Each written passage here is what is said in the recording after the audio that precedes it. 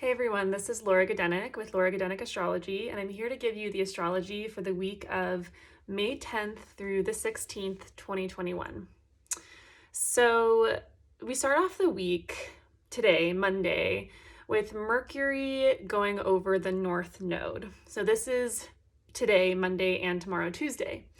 Mercury is the planet of communications, how we think, how we our ideas, how we express things to others, how we exchange ideas, communications in general, writing, speaking, also exchanging goods and services, so bartering and selling.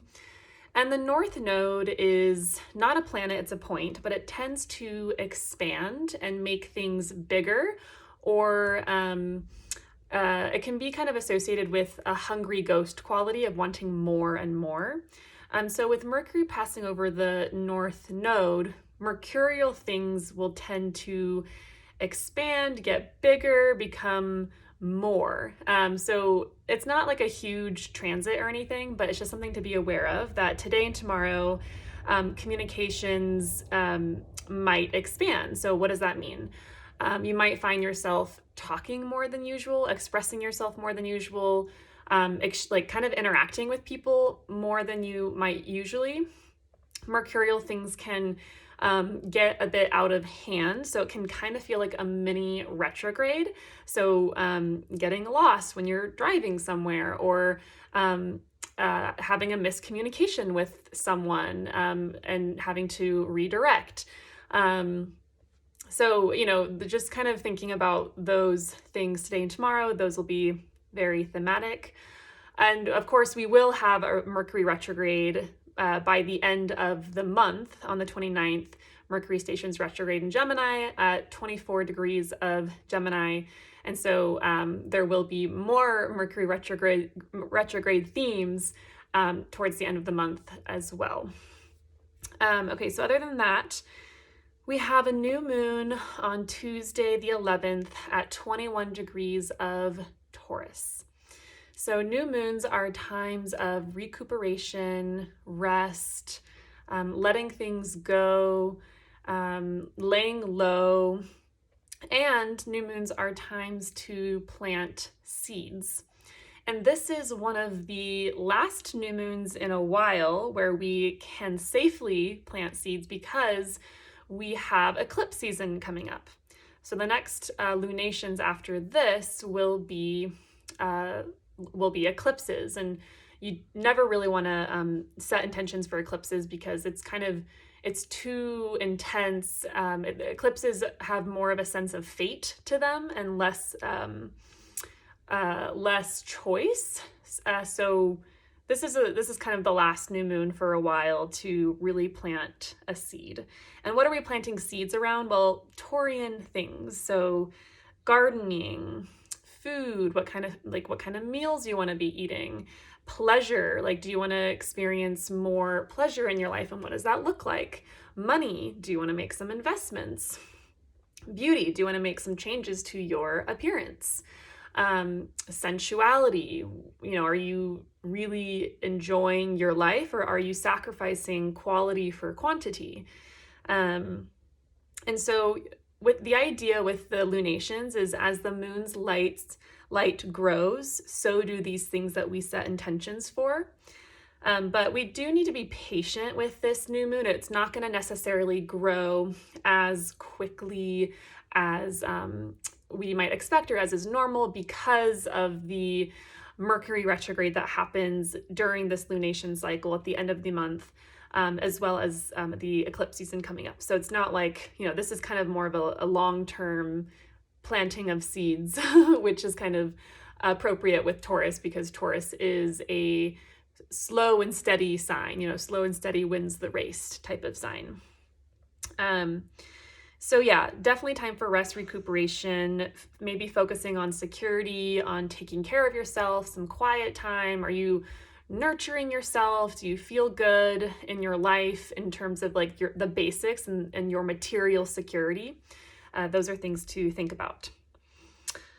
We also have Mars in Cancer making a square to Chiron in Aries. So Chiron can indicate wounds or pain or insecurities. Mars in Cancer can indicate conflict or tension, or in the home or with family. But it can also be a lot more energy, Mars, being put into home and family matters. And so this aspect kind of makes me think of maybe there's like hurt feelings to be worked through, either in the home or in your family life, around bonds. That's very Cancerian, and independence. That's Chiron in Aries. So there's this kind of tension needing to be worked through between bonding with others, with your people, so to speak, and recognizing your individuality. The same day, Mars makes a sextile to Uranus and Taurus. So Mars in Cancer is not the most direct placement for Mars to be in. Mars as a planet wants to accomplish things head first and wants to be direct and assertive. And Cancer is the crab. And what does the crab do but scuttle sideways? That's how the crab gets places. That's how it does things. And so, Mars in Cancer isn't really direct or straightforward in general. But with the sextile to Uranus, there is this kind of push for innovating something, for doing something differently, for making a change. And this could be, once again, innovating something or doing something differently, taking action in a different way around home matters or family matters or the people that you are most bonded to. Okay, so yeah, there's kind of this more innovative energy on Tuesday, doing things a little bit differently. Wednesday the 12th, we have Mercury in Gemini making a trine to Saturn in Aquarius. So Mercury, once again, is the planet of the mind, of communications. Saturn is a planet about stability, especially in positive aspect to Saturn. It's a planet about stability, endurance, patience, determination, all those things that take time to come to, right? So this is a good time to do mental tasks or detailed mental tasks that take time or that you've been putting off. Saturn is a very dutiful, responsible sign.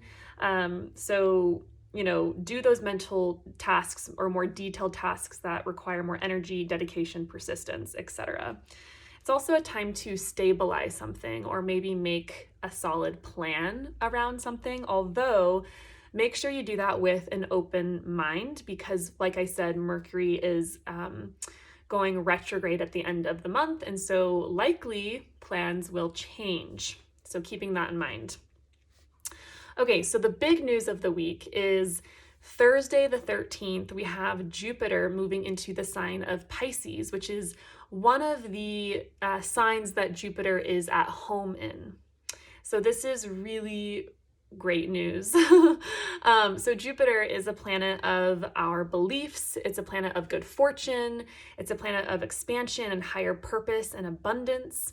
And, for the past 2 years, or I guess year and a half, it's been in Saturn-ruled signs. It's been in Capricorn, and then it moved into Aquarius in December. And Saturn-ruled signs are about restriction, limitation,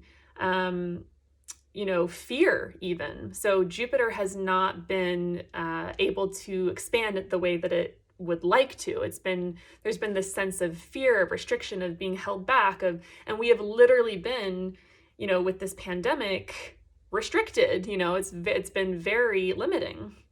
And so Jupiter moving into Pisces is kind of like taking the lid off of a pot that's wanting to boil over. It's like finally let free. Finally, I can do my own thing. I can follow this dream. There's this really expansive quality with Jupiter in Pisces.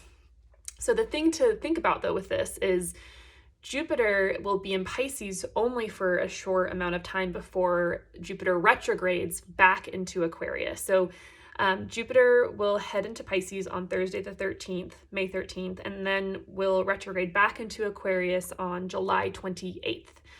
So whenever this happens, when planets go forward to a certain degree and then retrograde back. And then, you know that it's going to go forward through those same degrees another time, a third time. And so this first period with Jupiter and Pisces, think of it as a sort of review period where maybe an opportunity comes to you, maybe some really like positive potential comes to you, but it doesn't quite work out yet. Or maybe there's some sort of obstacle. And just the thing to remember or think about is to trust the process and trust the timing, because once Jupiter heads back into Pisces officially, so this will happen December 28th and will be in Pisces through May of 2022. That's when the seeds that are planted now during this period will be blooming. So that's really important to remember. And so this period when Jupiter is in Pisces this first time before the retrograde is going to bring to light possibilities for expansion or new plans or new horizons coming your way, but maybe it's not quite the time to say yes or to take something new on or to change your plans. It's just kind of a little sneak peek into what's to come. And a sneak peek into probably an upgrade, because Jupiter in Pisces brings upgrades, brings expansiveness and good fortune. And, Jupiter is the planet of beliefs, of what we believe, of faith. And so, it might require you to act on faith and to really trust, Jupiter in Pisces Pisces is a water sign. It's, water signs are based on what feels good, on what feels right. And so there is more of an emphasis on intuition and emotion rather than hard, cold logic. And don't get me wrong, sometimes we definitely need to base decisions on hard, cold logic. However, this is a time to really lean more into the feeling side of things with Jupiter and Pisces. During this time, dreams, visions, or of possibility will be a major theme, but you may need to wait until December to really go with it, or there might need to be revisions that occur. It should be a really, really nice time full of potential and possibility. So that is Thursday the 13th, pretty big stuff. So just to kind of warning, I guess, Saturday on the 15th is when Mercury enters the shadow period. So what that means is when Mercury goes retrograde on the 29th of May, it's going to retrograde back to a particular degree. And that particular degree is where Mercury will be on Saturday, the 15th, for the first time. And so thinking about what is happening, what is going on in your life, starting on Saturday, the 15th, up until the Mercury retrograde on the 29th, that part of your life, whatever happens or what decisions you make or what plans you make, will be revisited and will need to be reviewed, reflected upon, and possibly altered or changed for when Mercury travels through those same degrees for the third time. So definitely keep an open mind. Be aware of this Mercury retrograde and know that things may change, plans may alter. You might not have all of the information you need to make an informed decision. And don't be scared. I think we can get, when we have astrology as a tool to know what archetypal energies are up ahead, we can get a little scared. I'm definitely guilty of that. But just be mindful that you might not have all the information. Plans may change. There might be, I would say the miscommunications and funky Mercury stuff will happen once Mercury actually stations retrograde. But just being aware, Saturday starts the shadow period of Mercury, and from Saturday through the 29th is that part of your life will be under review and revision for a couple weeks once Mercury stations retrograde. And you might have, basically there will be a chance to do things over again and probably in a better way. Okay, so that's the astrology for the week. A pretty big week. This week should be really like lovely overall. Really, it's really good astrology. There's really not any like major tense energies to watch out for or challenges. It's mostly just really good, and it's up to us to make choices and utilize the positive energy or beneficial energy to our benefit. It's not like we just sit here passively and let things happen to us, although sometimes that does happen. Things sometimes do just happen to us. However, with more positive aspects, we do have free will in how we respond to the cosmic tides. So I hope you take advantage of it, and I will be back next week with another astrological update, and I hope you have a lovely week. Okay, bye.